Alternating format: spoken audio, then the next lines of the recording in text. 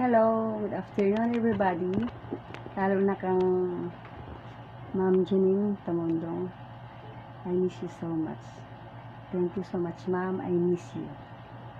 Para sa kaalaman sa lahat, ako naman ang pinakabatang estudyante sa ALS lesson noong batch 2015 under the advisory of Miss Janine Tamondong. Well, I'm Leia Kailing. I'm 65 years old, a mother of Chris Marias, and I'm a single parent who raised up my children alone until they both finished their studies. At the age of 59, I decided to enroll in ALS, which is recommended by my daughter who is teaching in an international school.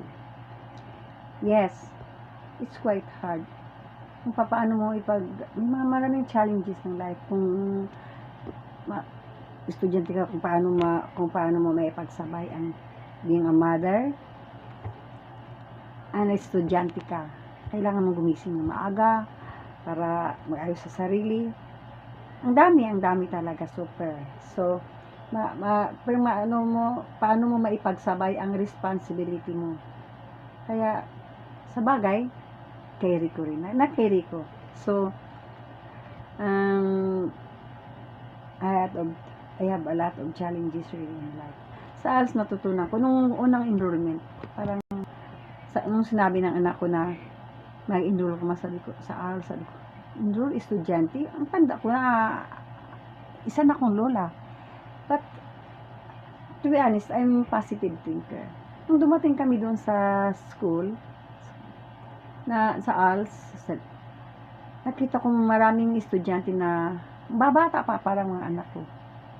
Parang there was time parang na-OP ako, sabi ko parang na out of place, sabi ko hindi ko yata ito kaya, tanda ko na, pero positive thinker nga, ika nga, so sabi ko kaya ko, carry ko to. At first medyo nahirapan ako, ganun, pero nung sa katagalan na ako naman tanong kung paano to, kasi ayaw ko rin masayang ang araw ko na wala akong natutunan. Dapat satisfied din ako. Kaya, I'm so lucky na si Ma'am Janine, napakagandang magturo. Ma-absorb mo talaga. Napakagandang magturo. Mapasensya siya. And, talagang, kahit wala siya sa mood nung, there was a time na yung nag-conceive siya sa first child niya. Hindi, dapat sana pagka ganun, irritable ka.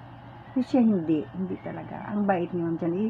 Hindi ka talaga niya titigilan kung hindi mo ma-absorb, hindi mo maintindihan ang lesson na ini-explain niya. Saka pinapagawa kami niya ng essay. Ayun. Una-una nahirapan ako. Minsan yung grado ko, para pumasa naman, may bumagsak.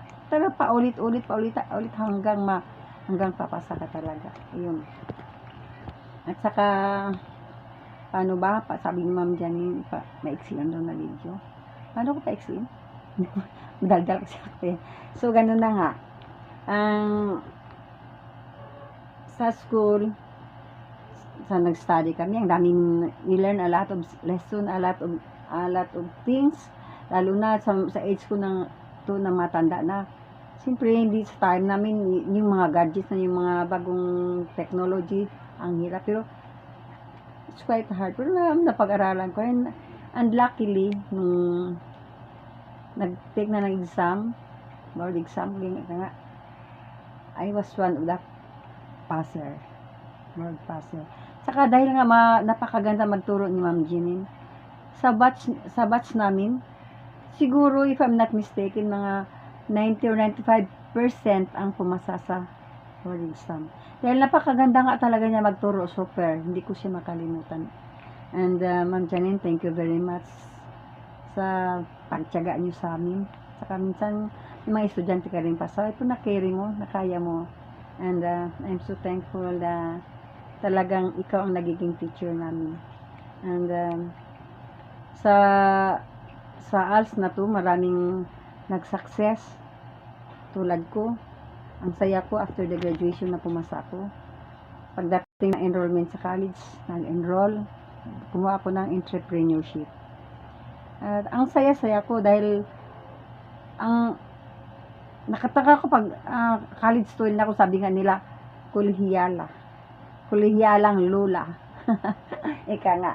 Pero, alam mo, masaya ako dahil yung sa college na, may naituro si Ma'am Jenny na parang na lesson din namin, parang advance na para sa college. Talagang alam talaga, magmabait talaga si Ma'am. Parang ano siya eh. Kaya doon nung nag-aral na ako, pumasa ako dahil na-refresh ang tinuro niya sa akin na yan, sa amin, mga estudyante niya.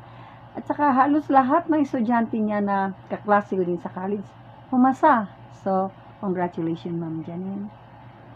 Because of you, marami kami natutunan. At saka maraming successful na mga estudyante ng ibang ay nandun na sa ibang bansa. And I was one of them because I was there in years ago. I stayed there. Nagtuturo din ako ng tutorial school. Dahil lang sa iyo. Thank you so much. And thank you sa ALS. Thank you sa teacher na pinakamasipag, matyaga at mabait. Ma'am Janine, we miss you so much. And sa mga kabataan, go forward. Huwag kayong ma-discourage pag mababa ang grado niyo sa ALS, yung nag-aaral sa ALS. Pag mababa, huwag kayong ma-discourage. Kasi, huwag na kayo mag-alinlangan na magtanong sa teacher. Kung hindi niyo naintindihan, ma'am, bakit ganito, ganyan. Teachers are willing to explain. Tuturuan kayo kung papaano. Huwag na kayo ma-discourage. No, huwag. Don't let discouragement ma-feel ninyo na ganyan. Kasi sa ligan, walang nagtatagumpay kung uurong ka. So, don't stop. Kailangan mong learn and learn. Kahit ang teachers nag-study. So, mga estudyante, the world is, mga bata, the world is so wide to move on. Just go forward and think positive. Kaya po, kahit matandaan ako, parang sabi nga nila, ika nga, huli na, dahil matanda ka na. No, hindi pa. May nakakaabot pa ng 100 plus. At least, pag dumatay ako niyan, may laman ng utak ko. Hindi ako magiging kawawa dahil walang ng utak ko. So, yan na lang. Thank you so much, Ma'am Janine. And sa ALS, thank you very much. Good afternoon. Buyan for country. Kage Leonor. Kailing niya. Kalibuso. Alma Ariel Nicole. Hanete Perla. Cambo Mario. Nilaw.